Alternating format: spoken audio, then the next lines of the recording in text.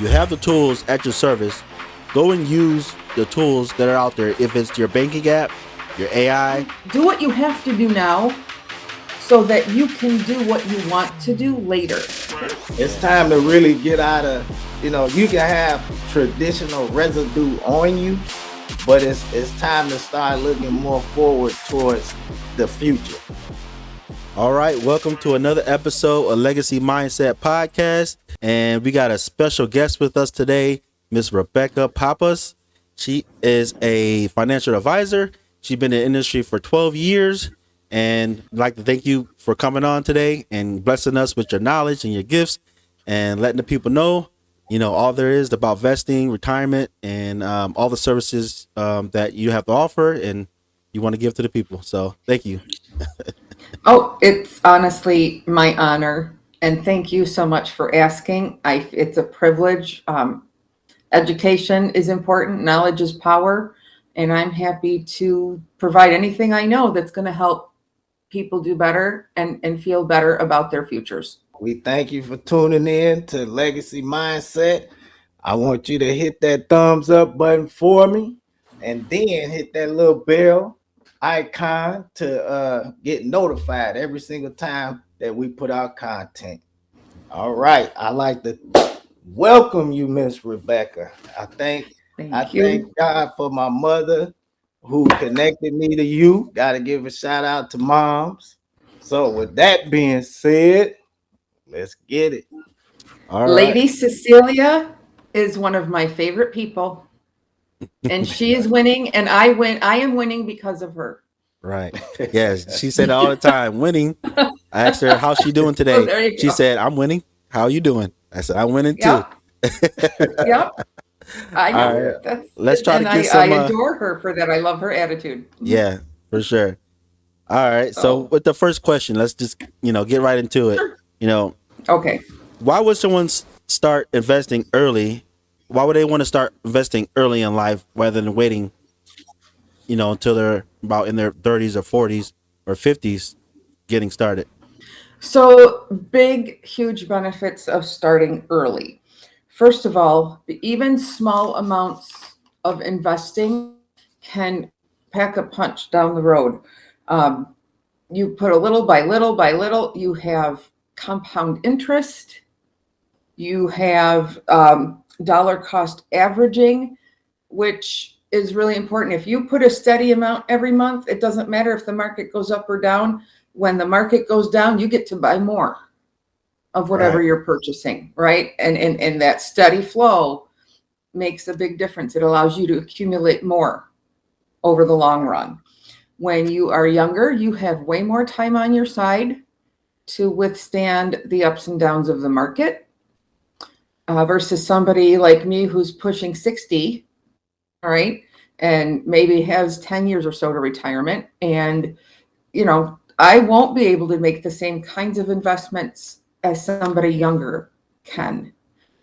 So starting younger gives you a lot more. You know what else there is too? And if people wanted to Google this, if you Googled a retirement calculator, little plug, you can see how much, if you want to make so much by the time you're retired, how much do you have to put in every month? There are calculators that can do that for you. Yeah. And that can be a nice incentive when you see those big numbers in 40 years, 30 years. What is your nest egg going to look like? That's a nice incentive. Yeah, that's a good tool. You was breaking up a little bit on my side, but you were going into, a retirement calculator. That's something that, I haven't even thought about, plugging in my numbers, right? I guess it is good to see, planning your life in the future, like what you want to have when you get a certain age.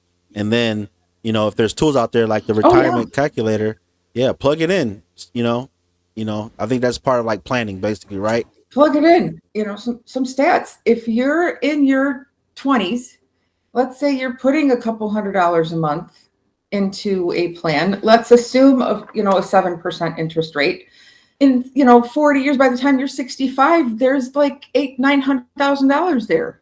Yeah. For example, or you could put in a little more and make that grow exponentially. So definitely, I recommend those calculators. I know Edward Jones has them. There's a few different ones. Smart Asset out there has one. There's several. Yeah, you can just people can just really just Google or once again I say AI. You go Yeah. Yep. ahead on and ask AI. AI go ahead on and take care of that for you. So it's real True. simple and easy these days. Hmm. So now, okay, what are the biggest mistakes people make when planning for retirement? You know what? That should be the whole show. Yeah. Let me just tell you right now. Right. That should be the whole show. Biggest mistakes goes to your first question. Not starting early enough Yeah. is one of the biggest mistakes. I think people are missing out on opportunities. They're also not taking advantage of the tools that they are given. Most people, a lot of people, you work at a company and you're offered a 401k Mm. or a 403b.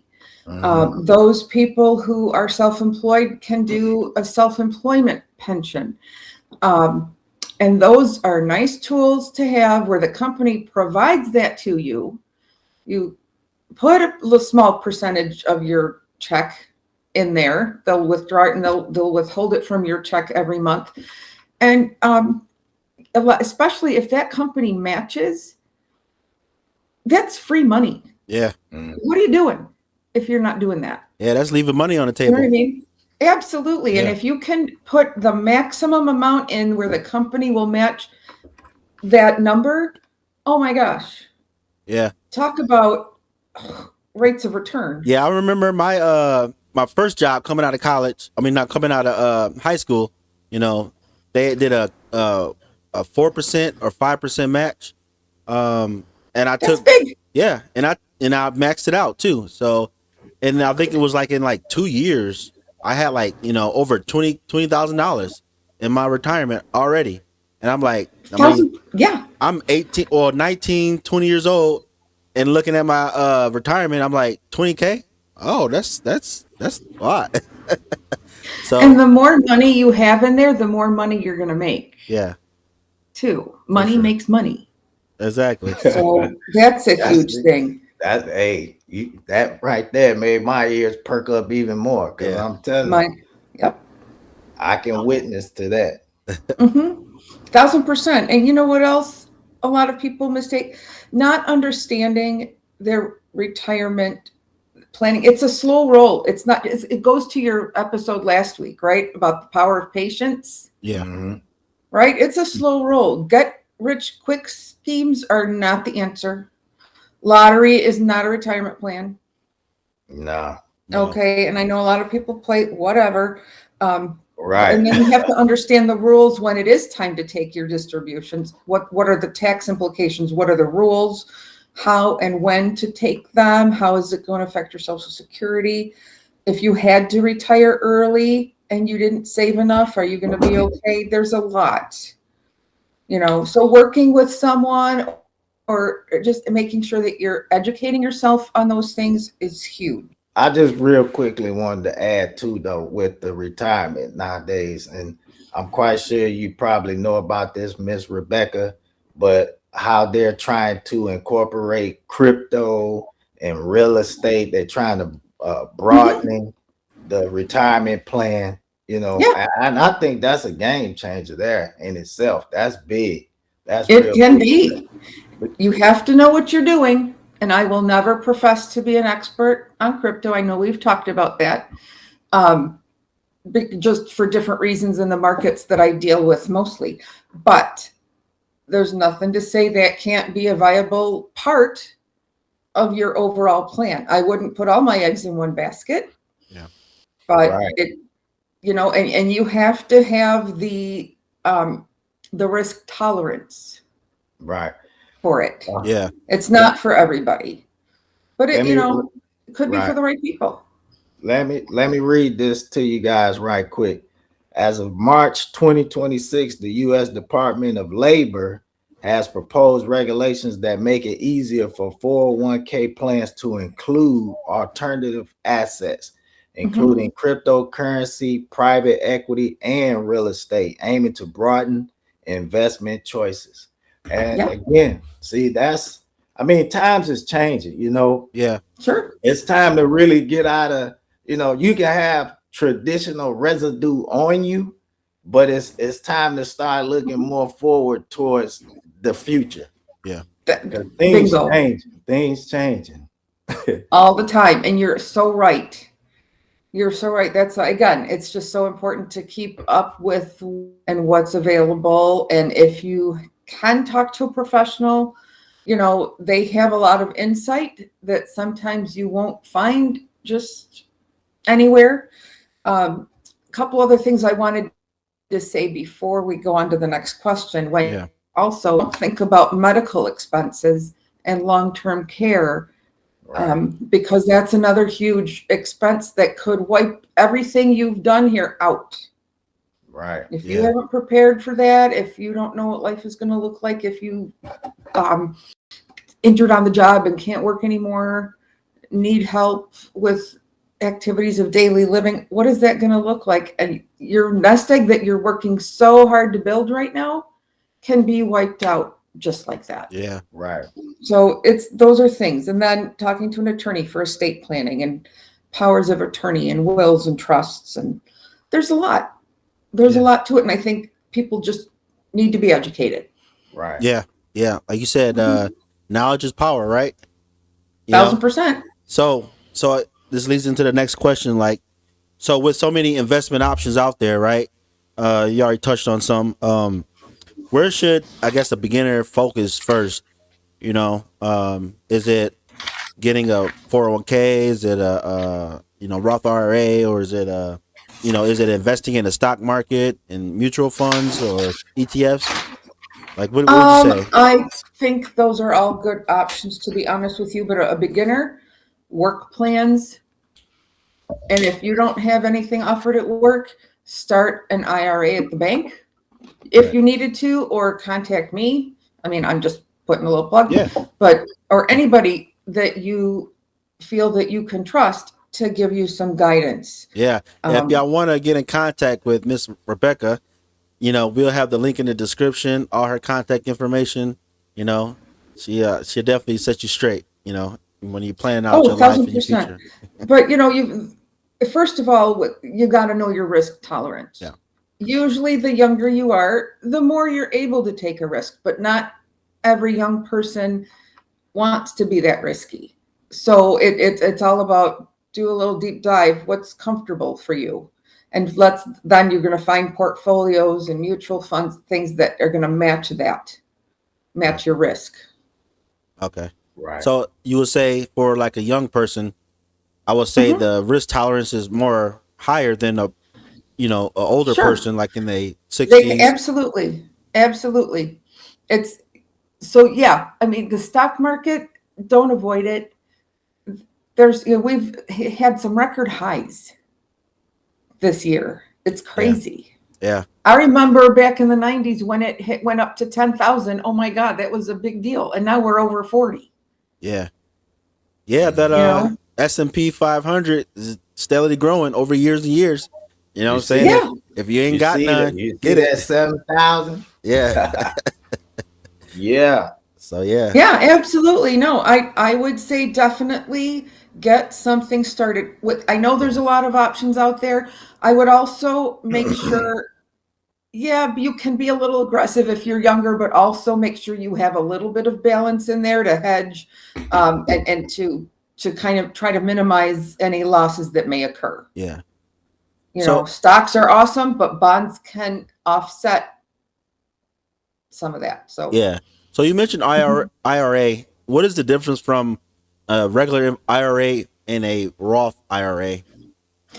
Okay, so IRAs are good ways to contribute and save money. There are limits, especially when you're working. When you're not working, you can't contribute anymore. But when you are working, you still have limits based on age. All right. After you're in your 50s, you're allowed to contribute more. It's called a catch-up contribution.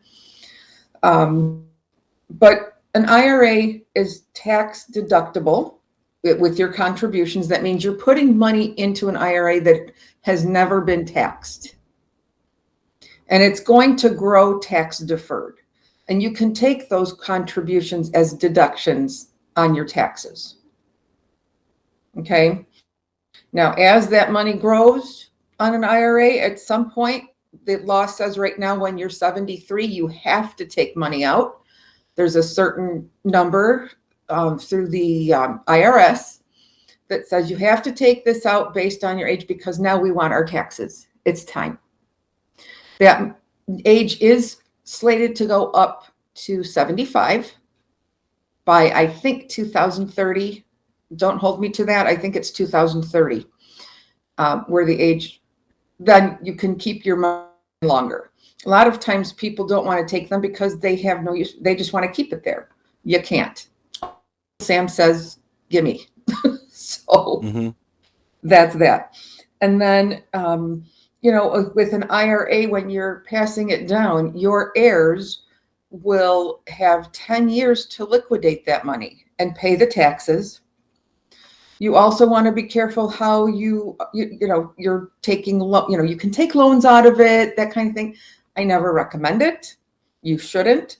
And especially if you are younger and under 59 and a half, not only will you pay taxes on that money, but you will also have a 10% government penalty for taking it out early.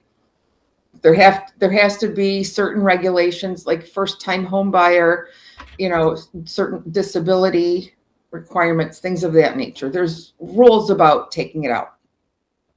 Now, a Roth is money, you're putting money in there that already has been taxed.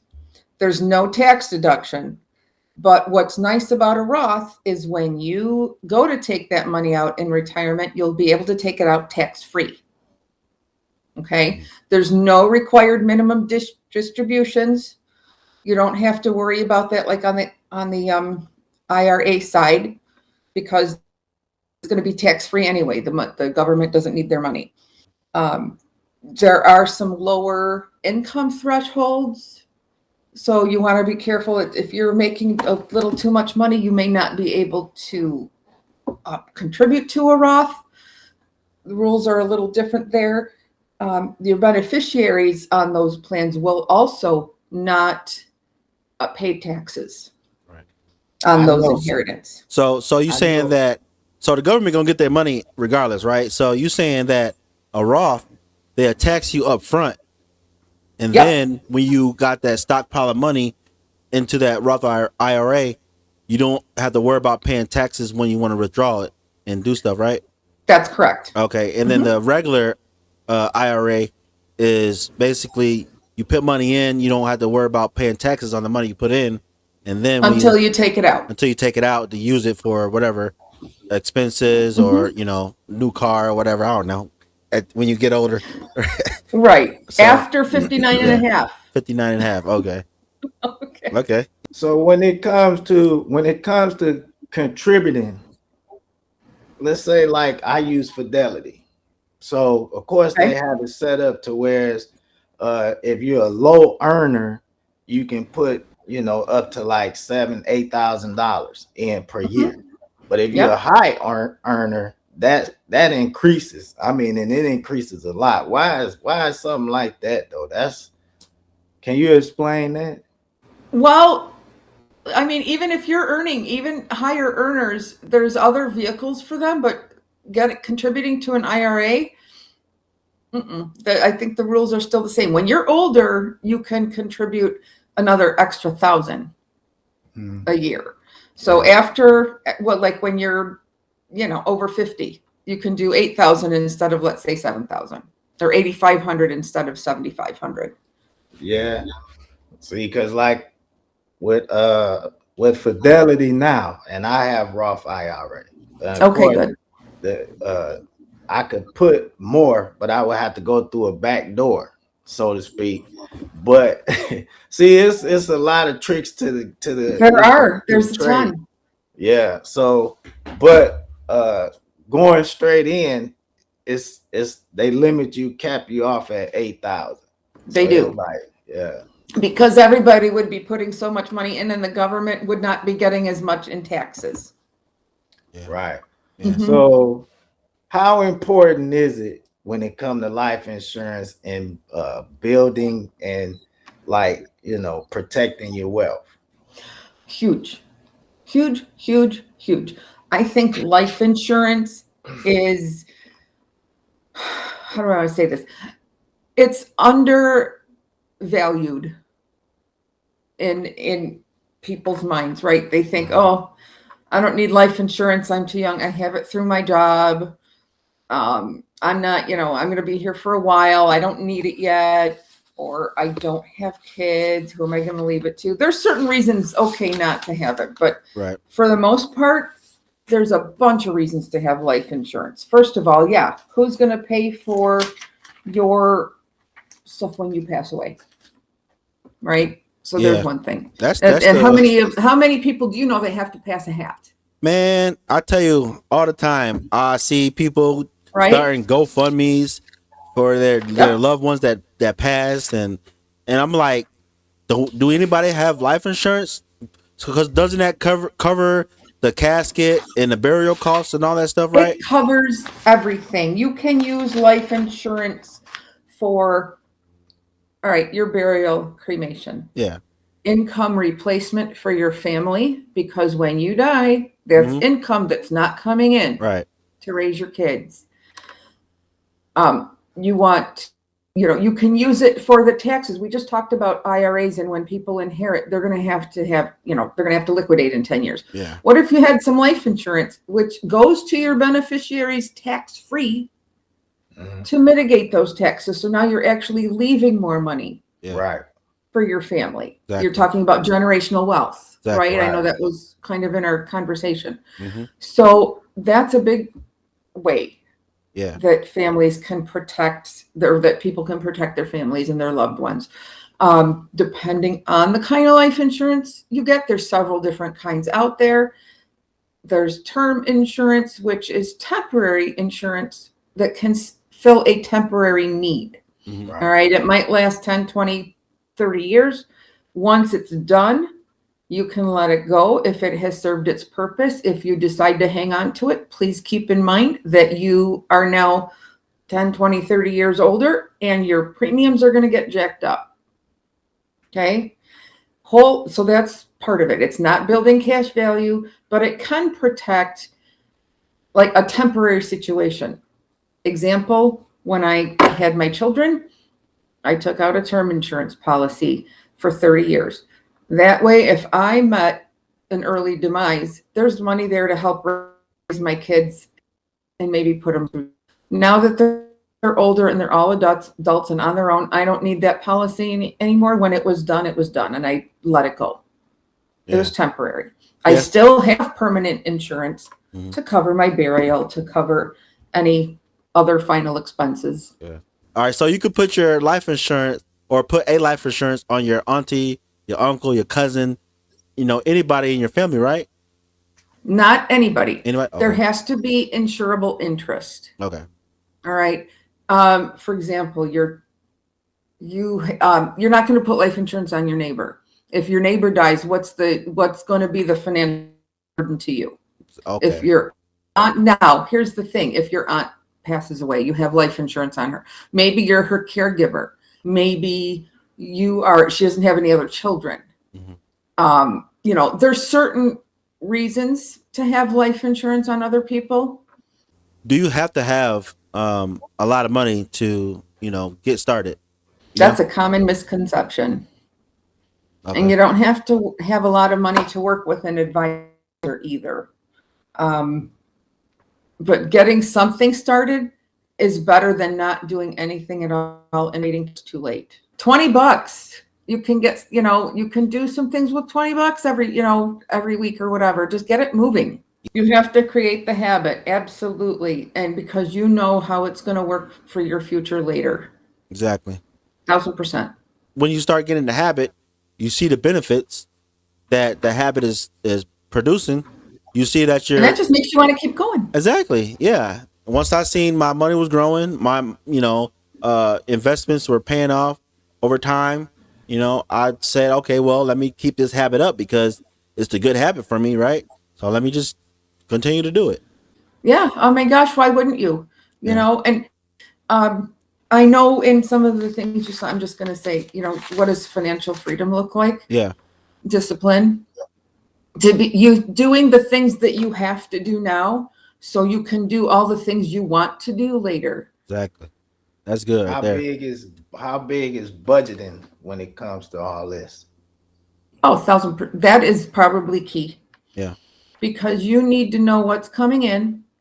And it could be your employment, it could be that plus a side hustle, but adding up all of your income and then understanding what your outflow is. How much is your mortgage or rent, your groceries, your gas, your car note, your everything. Right. And there are worksheets available that you can write all that stuff down. And then, because honestly, I think people don't know how much they actually spend. Right. And let I me think they really don't. let me add this because I know Miss Mhm. Rebecca. But for everybody who tunes in, hey, I can build that sheet for you now. Had to throw that in there. Yeah. Yeah. Yeah. Oh, yeah. Um, again, people are not aware of how much they might be spending eating out Exactly. or other entertainment or, Amazon, right? Right. There's so much. Yeah. And I think they unless got. you take stock of that, I think we have the tools. I would say to people out there, you have the tools at your service. Go and use the tools that are out there. If it's your banking app, your AI, you get in contact with the financial advisor such as Rebecca. You know, do your due diligence. We preach that all the time. There's stuff is out there. There's no excuse in 2026 to not have the knowledge. We already passed the age of knowledge, right? Now it's the age of knowing, and now it's the age of basically, I would say, execution. We got yeah, everything at our I think fingertips. that's it. Yeah, And you know what else I would also add to that when you're doing your budget? yeah, Include retirement savings yeah, in your exactly. budget, Yeah, right, as you're planning this out. Because and that goes to, taking stock of what you want. yeah, Where are you right now? Income, what is your outflow? What are your goals? And maybe you need to change some of that up to reach your goals. And yeah, then every so often you're going to assess, like maybe every 3 months, every quarter, and then tweak yeah. So basically, having a to plan. stay on pace. You got to have a Gotta have plan. a plan. It has to be important enough for you to do it. Otherwise, Yeah, it's life might be tough for you later if you don't start it as soon yeah. as you can. Can you say what you said earlier? You did a quote. Do what you do now versus. Oh, absolutely. You do what you have to do now so that you can do what you want to do later. Yeah, that's good. Basically, you budgeting, you saving, you planning, you being strategic for your future, especially when it comes to building generational wealth. And also, I just want to say this too: people have to really sit down and look at the difference between a want and a need. Exactly. Yeah, Bingo. yeah, They do. yeah. I They think. do. And I think people, again, a lot of the people I sit down and chat with, because I do a little fact finding, I find out, okay, what's going on here? I have this little formula that I do with 3 circles, and I understand what the income is, what the outgo is. Are you carrying debt? Are you carrying, what are your bills? But your debt might be something different because that goes away eventually. Right. I hope that can free up some money Right. for other important things. So, but how many people can't always answer? They have to really go through their checkbook and understand and remember what they're paying for what, because Yeah. they just don't know. Yeah. All right. Yeah. So last question. Mhm. For people that maybe be young out there, or you know, and they think investing is boring. They want to live for the now. There's some people who are just impulsive and they say, "Well, I'm living now. Why would I want to Yeah, save for the future? Because tomorrow's not promised." What would you say for those right. people that thinking like tomorrow's not promised and I want to live for the now, so I'm gonna spend my money? Well, you can live for the now, and then when it comes to later, you're not going to have anything. You're gonna pay for it. It's about Yeah. balance. Yeah. It's about balance. Nobody said you have to give up your fun now. Right. No one ever said that. But let's look at it practically. You can have a great time and still be able to pay yourself first. You know what wealthy people do? Yeah. They pay themselves first. That's good. Yeah. See They now, do. and see when you say that though, that opens up that door for what does that look like? Because a person can take that and say, okay, pay myself first, and still have a good time, and then turn around and Yeah. bite them in the butt because they did something wrong in the process of that. You know what I'm saying? Because it's like, what does that really look like when you pay yourself first, but you still try to enjoy yourself? That looks like putting a budget together Mm-hmm. and including all the things that you want to do for fun, but it also means maybe doing a little less of the fun things.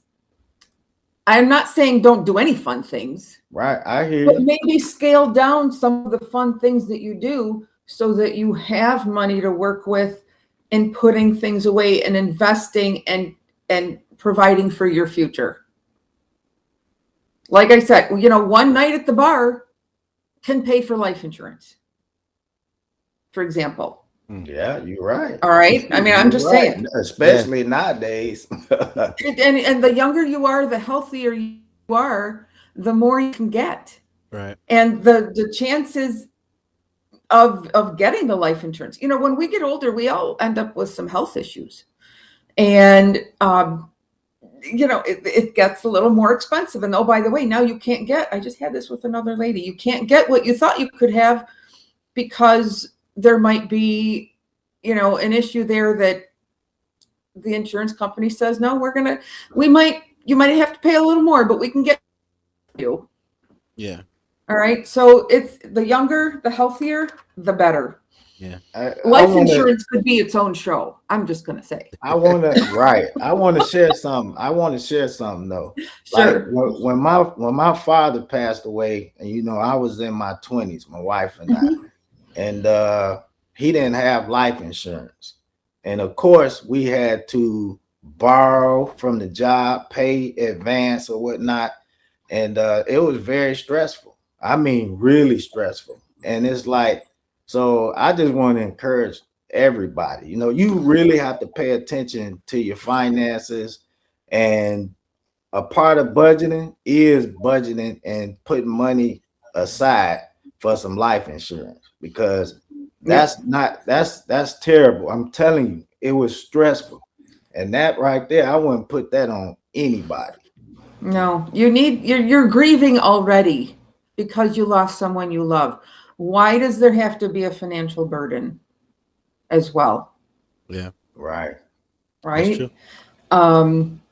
No, I agree. It's hard to watch. Yeah. It's hard to watch. Yeah. So But like I said, that could be its own show because there's so many different tools, and there are actually life insurance pieces, I'm sorry, that can create wealth also. Yeah, we have to So- get you back. We have to yeah, get you yeah, for that part. back. Yeah. That's so, a whole other thing. Yeah. So Yeah. we had time. So is there anything you want to say to encourage someone out there to get started, young or old, in investing and getting started and protecting their wealth that they already have or the wealth that they want to produce in the future? So I think just get yourself disciplined and do it, because I promise your future self is going to thank you later.